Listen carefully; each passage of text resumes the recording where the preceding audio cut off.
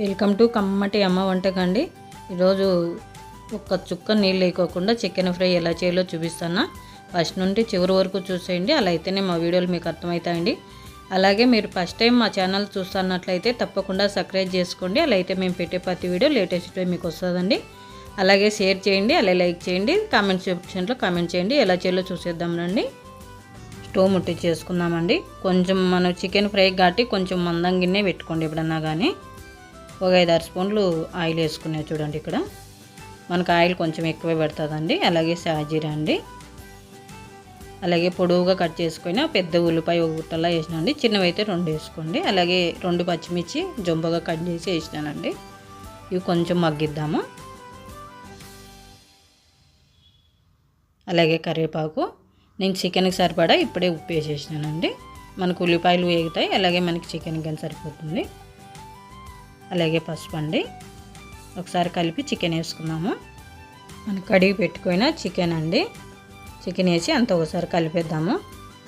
ఈసారి మాలపుని ఎలా చేసినారండి అందరూ? మేమైతే చాలా బాగా చేసినామండి. మూత పెట్టి మగ్గిచ్చేసుకుందామండి. చూడండి, నూనెలో బాగా మగ్గిపోయింది. మనం చికెన్లో వాటర్ అంతా ఇంకిపోయి మనకి ఆయిల్ తేలుతాం చూడండి.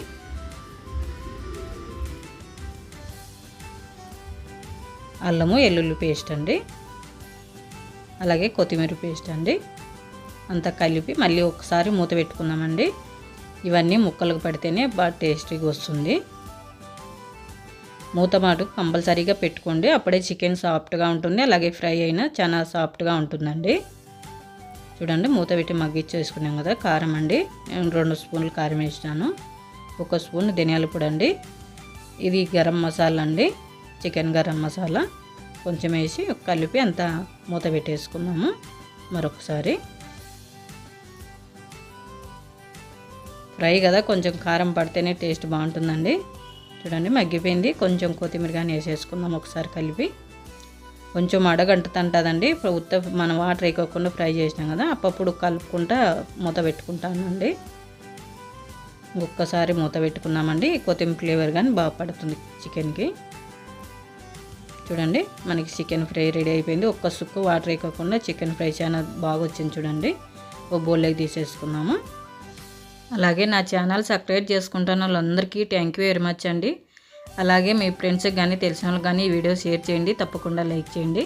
తప్పకుండా ప్రతి ఒక్కరు కామెంట్ సెక్షన్లో కామెంట్ చేయండి. మనకి రెడీ అయిపోయింది చూడండి చికెన్ ఫ్రై. ఒక్క చుక్క నీళ్ళు వేయకుండా చికెన్ ఫ్రై చేసేసుకున్నాము. అలాగే నేను ఈరోజు బగారా రైస్ కానీ చేసినానండి, దాంతో మీకు టేస్ట్ చేసి చూపిస్తాను. చూడండి, ఎంత సాఫ్ట్గా అయిపోయింది. మనం మూత పెట్టి మగ్గించుకోవడం వల్ల చాలా బాగా వస్తుందండి ఇది చికెన్ ఫ్రై అనేది. టేస్ట్ చేద్దామండి. మనం ఎప్పుడైనా కానీ చికెన్ ఫ్రై చేసినప్పుడు లబ్బర్ మాదిరి నీళ్ళకు పోకూడదండి. మన చేతిలో ఒత్తినా కానీ మ్యాష్ కావాలి, అప్పుడే చికెన్ పర్ఫెక్ట్గా ఫ్రై అయినట్లండి. చాలా సూపర్గా ఉందండి, చాలా కమ్మగా ఉంది. తప్పకుండా మీరు కానీ ప్రతి ఒక్కరు ట్రై చేయండి. తప్పకుండా కామెంట్ సెక్షన్లో కామెంట్ చేయండి మీకు ఎలా వచ్చిందో ఈ చికెన్ ఫ్రై అనేది. మనకి ఎప్పుడన్నా జలుబు చేసినప్పుడు, నోరు బాగాలేనప్పుడు ఈ చికెన్ ఫ్రై చేసుకొని తినండి. సూపర్గా ఉంటుందండి. నోటికి కారకారంగా మనకి నోటికి అనేది రుచి దొరుకుతుందండి. ఇది రాయలసీమ చికెన్ ఫ్రై సూపర్ కుదిరింది, చాలా బాగుందండి.